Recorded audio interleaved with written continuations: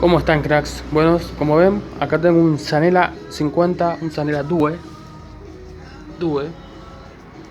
Lo trajeron con el motivo que le hacía mucho ruido dentro del motor. Sonaba mucho la campana del embrague, que es esta. Como verán, verificando cuál es el problema, como verán, el cigüeñal, la punta del cigüeñal que está de este lado del embrague, está gastada esta parte. Y por ende, la campana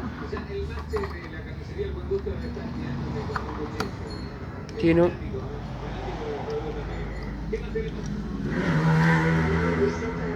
un leve. ¿Se escucha?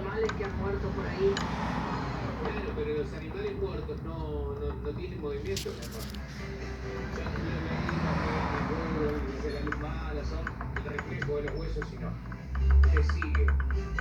Tiene un leve juego.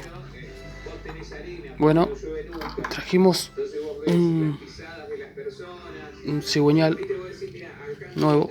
Acá está. Como verán, no está gastado este. Justo acá está gastado este. Y este, miren, no sé si llega a ver, tiene ahí una rebarba, una linita, que no tendría que estar así, pero está gastado. Está regastado. Nosotros le pusimos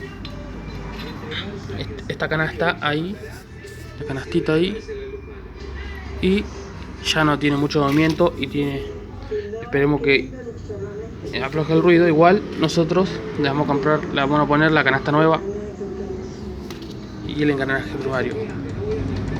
Así que, cracks, espero que les guste este video. Hasta la próxima.